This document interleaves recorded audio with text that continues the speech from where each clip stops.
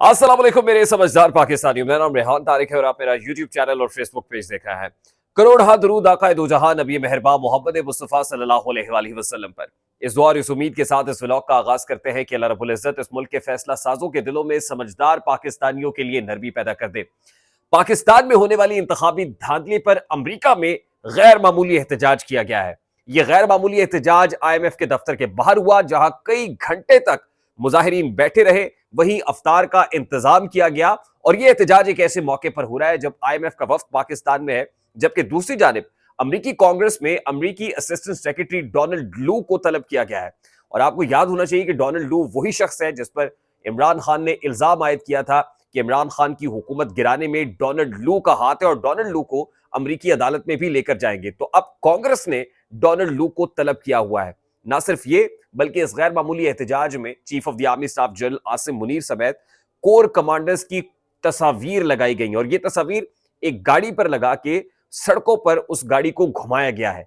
इससे क्या मैसेज दिया जा रहा है? और फिर कौन है जो कह रहा है कि क्या पाकिस्तान के न्यूक्लियर एसेट्स पर सौदेबाजी हो रही है? और इस पर एक सख्त और करारा जवाब भी सामने आ गया है।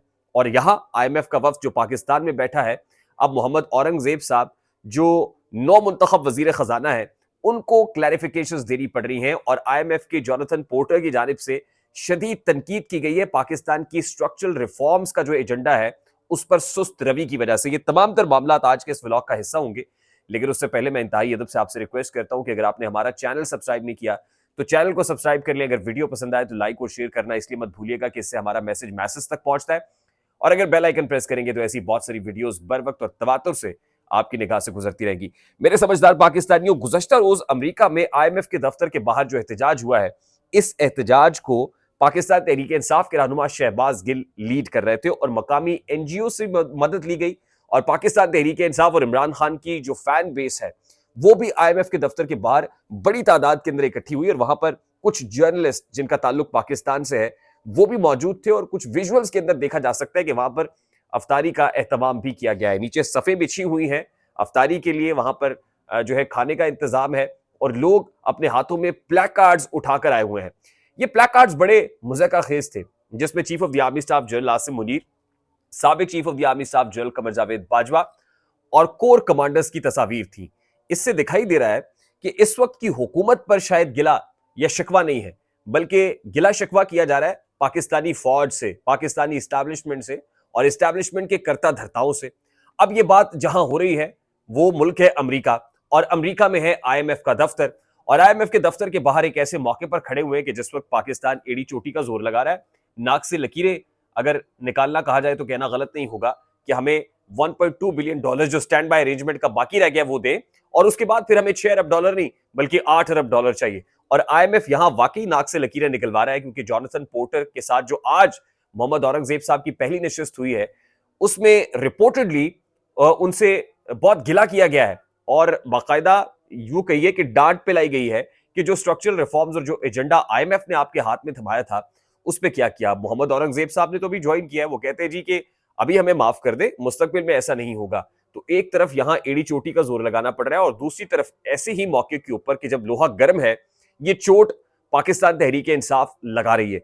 और पाकिस्तान तहरीक इंसाफ की तरफ से अगर ये कहा जाए कि ये नैरेटिव एंटी स्टैब्लिशमेंट नैरेटिव है तो कहना गलत नहीं होगा। और 2 रोज पहले मैंने आपके सामने शहबाज गिल साहब की ट्वीट भी रखी थी और शहबाज गिल साहब ने बाकायदा तौर पर यह कहा था कि जो कुछ हो रहा है शहबाज हुकूमत से ज्यादा ये मामला इस्टेब्लिशमेंट का है और हमें इस्टेब्लिशमेंट के खिलाफ एहतजाज करना है। और फिर यहां पर लोगों को यह कहा था कि पाकिस्तान में मौजूद MNAs और MPs जिनका ताल्लुक पाकिस्तान तहरीक इंसाफ से है वो फौरन अडयाला जेल के बाहर पहुंचे और अडयाला जेल के बाहर जाके धरना दें और अपने सपोर्टर्स को, वोटर्स को भी कहें कि अडयाला जेल के बाहर पहुंचे। और फिर इसी तरह की बात जो है वो आदिल राजा की तरफ से भी आती है या हैदर मेहदी की तरफ से भी आती है।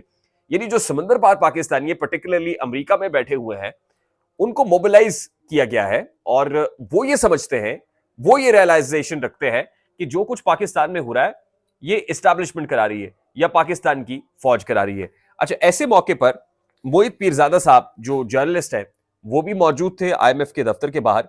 उनकी तरफ से एक ट्वीट की गई और ये कहा गया, उसमें एक पिक्चर थी, आपको याद होगा कि IAEA का वफ्द जो है पाकिस्तान के दौरे पर था और आपको पता है कि न्यूक्लियर एसेट्स महफूज है या नहीं है वो जायजा के लिए आते हैं। वो जब 2023 में यहां जायजे पर आए थे तो एक बहुत बड़ा सवाल उठ रहा था कि क्या पाकिस्तान अपने न्यूक्लियर एसेट्स के ऊपर सौदेबाजी कर रहा है। ये सवाल उन्होंने वो तस्वीर शेयर करके अब पूछा है, यानी eight this point in time, एक रोज पहले जो उनकी ट्वीट थी उसके अंदर वो तस्वीर लगाई गई और फिर ये सवाल किया गया कि क्या पाकिस्तान के न्यूक्लियर असासों पर सौदेबाजी हो रही है। अच्छा, इसका एक जवाब भी आया। मारखोर नामी एक ट्विटर हैंडल है ट्विटर पर, उसकी जानिब से इसका जो जवाब दिया गया वो मैं आपके सामने रखता हूं। लेकिन आप देखिए लाइन क्या है। लाइन यही है कि मामलात एंटी स्टैब्लिशमेंट लेकर जाने हैं। और फिर मोहित पीरजादा साहब ने एक वीडियो क्लिप शेयर किया और उसके अंदर ये कहा कि देखिए ये आईएमएफ के दफ्तर के बाहर पाकिस्तान तहरीक इंसाफ के लोग एहतजाज कर रहे हैं। यही एहतजाज अगर पाकिस्तान में इलेक्शन कमीशन दफ्तर के बाहर होता तो हमें ना सिर्फ उठाया जाता, मारा पीटा जाता, हमारे अहले खाना को जदोकोब किया जाता, बल्कि हम पर कई कई मुकदमात भी दर्ज कर लिए जाते। अब अपनी उन्होंने जो ट्वीट की कि क्या पाकिस्तान की न्यूक्लियर एसेट्स पर सौदेबाजी हो रही है, तो मार्खोर नामी जो ट्विटर हैंडल है उसकी जानिब से कहा गया कि why are you endorsing disinformation, haven't you fallen to your own disinformation campaign. उन्होंने कहा जी कि क्या आप अपनी ही डिस इंफॉर्मेशन कैंपेन का शिकार तो नहीं हो गए हैं। और फिर this news is from February 2023। For your information this visit was widely reported by Indian media.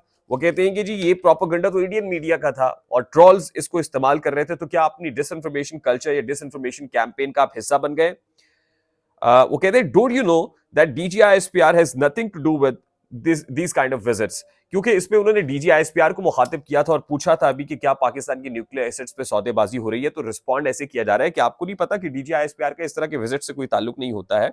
और फिर वो कह रहे हैं कि is there any malicious design जिसको आप फॉलो कर रहे हैं। तो ये सवालात हुए और उनको बताया गया, बावर कराया गया कि भाई ये जो विजिट हुआ था ये 2023 में हुआ था, यानी इसका जवाब भी आया है। ये मार्खोर नामी ट्विटर हैंडल कौन डील करता है, इसके पीछे कौन है, लेकिन एक क्लैरिफिकेशन बज़ाहिर इसमें लगती है कि ये तस्वीर अब की नहीं है, ये तस्वीर 2023 की है। IAEA का जो विजिट है वो होता है वो उन ममालिक के अंदर कि जहां पर इस तरह के मामलात होते हैं, न्यूक्लियर एसेट्स मौजूद होते हैं और देखा जाता है कि वहां पर कोई ऐसी उनको कोई नुकसान तो नहीं, खतरा तो लाक नहीं है, क्या वो महफूज हाथों में महफूज है या नहीं है, महफूज इस्तेमाल हो रहा है या नहीं हो पा रहा। तो ये उस चक्कर में विजिट था और इसमें न्यूक्लियर एसेट्स पे सौदेबाजी का सवाल नहीं होता और फिर इस तरह के विजिट्स का ताल्लुक जो है वो DGISPR से बिल्कुल भी नहीं है।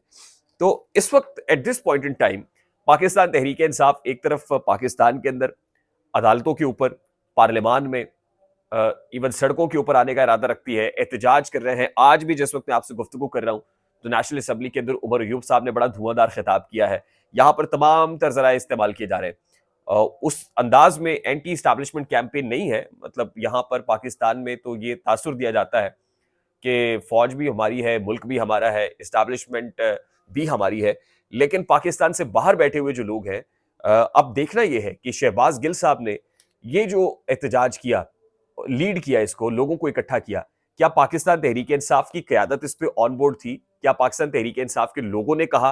क्या इमरान खान साहब ने कहा, शहबाज गिल को इंस्ट्रक्शंस दी कि आपने IMF के दफ्तर के बाहर एहतजाज करना है और वहां पर chief of the army staff की तस्वीर लगानी है, साबिक chief of the army staff general Bajwa की तस्वीर लहरानी है, कोर कमांडर्स की तस्वीर लगानी है? क्या ये उसूली मौक़िफ़ है पाकिस्तान तहरीक इंसाफ का, या आने वाले दिनों में पाकिस्तान तहरीक इंसाफ को इस एहतजाज से खुद को डिस्टेंस करके आगे बढ़ना पड़ेगा? ये बड़ा सवाल पैदा हो गया है कि क्या वाकई ये PTI का अपना एजेंडा है, इमरान खान का एजेंडा है, या शहबाज गिल जाती हैसियत में ये मामला कर रहे थे। और आने वाले दिनों में देखिए, मैं इस बेस पे कह रहा हूं कि पिछले दिनों आदिल राजा से डिस्कस किया गया, हैदर मेहदी से डिस्कस किया गया, तो आने वाले दिनों में शहबाज गिल और इस तरह के कैंपेनर्स से भी पाकिस्तान तहरीक इंसाफ डिस्कस करेगी, या फिर ये इसको एक्नॉलेज करेंगे, एंडोर्स करेंगे और बताएंगे। और फिर क्या यहां पर भी ये पता लगा लिया जाएगा कि किसका कनेक्शन था, किसने राब्ता किया और ये एहतजाज कहां प्लान हुआ। तो पाकिस्तान तहरीक इंसाफ, मैंने जैसे आपको कहा है कि दो धारी तलवार पे है। अब बड़ा फूंक फूंक के कदम रखने की जरूरत है अगर इस मेस से और इस फस से निकलना है। आई होप कि मेरी बात आप तक पहुंच रही होगी। अगर पहुंचे तो वीडियो को लाइक और शेयर कर दीजिएगा, बेल आइकन दबाना मत भूलिएगा। चैनल पे नए हैं तो चैनल को सब्सक्राइब भी कीजिएगा। आज ही 3 बजे हमें एक लाइव सेशन करना है जिसमें मेरे साथ लंदन से जर्नलिस्ट सफीना खान साहिबा होंगी और बहुत सारी बातें उसमें करेंगे। तब तक के लिए मुझे इजाजत दीजिए, अपना बहुत सारा ख्याल रखिएगा। अस्सलाम वालेकुम।